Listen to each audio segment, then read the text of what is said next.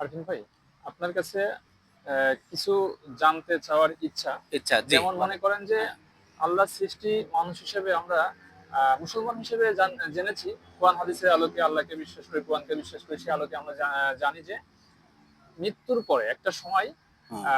আমাদের মুখ বন্ধ হয়ে যাবে, আমাদের বিভিন্ন অঙ্গ প্রত্যঙ্গ সাক্ষ্য দেবে মৃত্যুর পরে, হ্যাঁ। মৃত্যুর পরে। তো আপনি এমন মানে একটা চূড়ান্ত বিচার দিবসের সময়। রাইট, হ্যাঁ। রাইট। আপনি এমন একটা জায়গায় দাঁড়িয়ে আছেন, এমনভাবে কল্পনা করে আমাকে হুম, কিছু অ্যান্সার আপনার কাছে জানতে চাওয়া যে, হুম। অ্যা আপনি এমন একটা আদালতে দাঁড়িয়ে আছেন যেখানে আপনার হ্যাঁ, মুখ বন্ধ, বাট আপনার অন্যান্য অর্গান যেমন হাত, পা, কান আপনার উত্তর দিচ্ছে বা আপনার কথা বলছে। আমার কর্মের সাক্ষী কর্মের দিচ্ছে। সাক্ষী দিচ্ছে। আমি যা, যা আপনি করেছি। হ্যাঁ। হ্যাঁ, পার্থিব জীবনে কি করেছেন কি না করেছেন হুম, সেগুলোর সাক্ষী দিচ্ছেন। হুম। এই বিষয়টাকে আপনি কিভাবে মানে বলবেন যে এটা কি আদৌ পসিবল? এটা কি সম্ভব? আপনি যেটা বলতেছেন যে মানে চূড়ান্ত বিচার দিবসে একটা পর্যায়ে মানুষের অঙ্গ-প্রত্যঙ্গ কথা বলবে। মানে হাত কথা বলবে, পাও রাইট, কথা বলবে। রাইট, বিষয় হচ্ছে যে এই মর্মে সূরা ইয়াসিন পবিত্র কোরআনে আসমানি কিতাব, যেটা একমাত্র ধর্মগ্রন্থ বলা হয় সরাসরি আসমান থেকে এসেছে, রাইট। অবিকৃত। জি, এটা সবাই স্বীকার করে।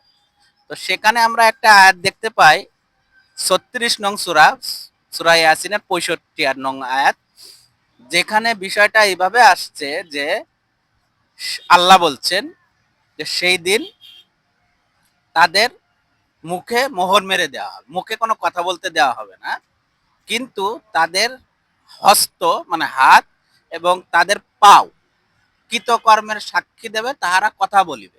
রাইট। আপনার কাছে হচ্ছে এই আলোকে এই যে মুসলমান হিসেবে, মানুষ হিসেবে কোরআনকে আমরা বিশ্বাস করি, এটা আমরা মেনে নিয়েছি বা বুঝতে পেরেছি। কিন্তু এর যে আধুনিক কিছু ব্যাখ্যা। ব্যাখ্যা থাকে হ্যাঁ, যে এটা কি আদৌ সম্ভব? আধুনিক বিজ্ঞান কি বলে? হ্যাঁ, হ্যাঁ, হ্যাঁ। ক্লিয়ার করে এখানে দিন। খুব আপনি খুব মানে দুর্দান্ত বিষয় তুলে ধরেছেন। যে এই যে কোরআনে বলা হলো যে হাত এবং পাও কথা বলবে, এটা ইন্টারেস্টিং ব্যাপার। মানুষ মুখ দিয়ে কথা বলে, রাইট। হাত আবার কথা বলে কিভাবে, জি, পাও আবার কিভাবে কথা বলে। এবং শুধু এই না, অন্য আর একটা সূরার ভিতর কোরআনে, সূরা ফুসসিলাত, সেখানে কান এবং ত্বক, মানে আমাদের এই ত্বক কথা বলবে, এটা আবার এক্সট্রা করে বলা হয়েছে। তো আচ্ছা। বিষয় হলো এটা কিভাবে সম্ভব। সেটাই জানতে চাও আপনার কাছে। হ্যাঁ, হ্যাঁ, এটার একটা সুন্দর সায়েন্টিফিক ব্যাখ্যা আছে, আচ্ছা।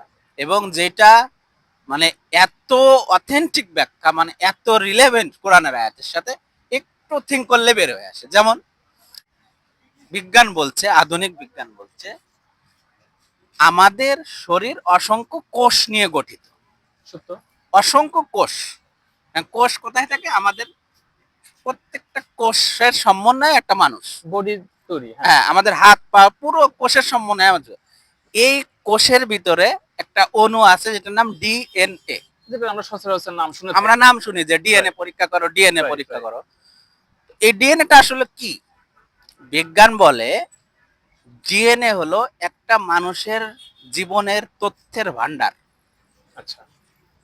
ডিএনএ মানে মারাত্মক বিষয় ভাই। এখানে একটা মানুষের পুরো জীবনের বংশগত ঐতিহ্য থেকে শুরু করে একজন মানুষের পরিপূর্ণ তথ্য, তার জীবন চক্রের পরিপূর্ণ তথ্য ডিএনএ এর ভিতর আছে। অর্থাৎ আমাদের দৈনন্দিন জীবনের যা কিছু করতেছি তার স্মৃতি হিসেবে, ডিএনএ এর মেমোরি ভিতর আছে। মেমোরি হিসেবে কাজ করতেছে ডিএনএ। হ্যাঁ, খুব খুব দুর্দান্ত পয়েন্ট রাইট। ধরেছেন। আমার প্রত্যেকটা ইনফরমেশন ডিএনএ এর ভিতর আছে। আর ডিএনএ কোথায় আছে? কোষের ভিতর। আর হুম। কোষ কোথায় আছে?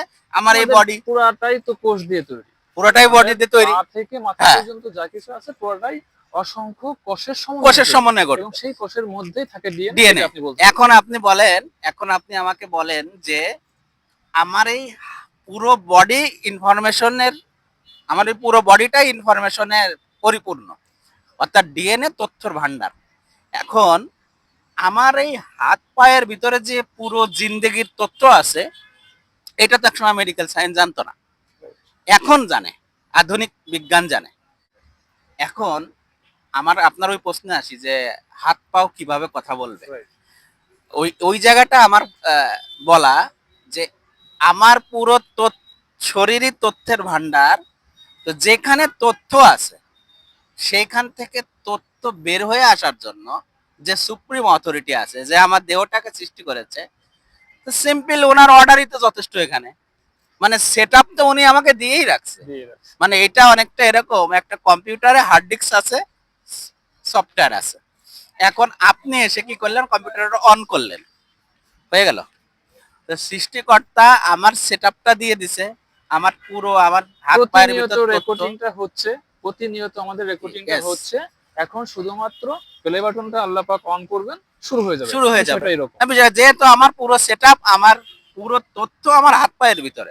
বলতে চাই যে একদিন মানুষ তার দেহের কাছে ধরা খাবে, রাইট। অর্থাৎ আমার কৃতকর্মের ছাপ আমার দেহে। এখানে আরেকটা বিষয় বলি, নিউরো সায়েন্সের যে বিষয়টা, জি।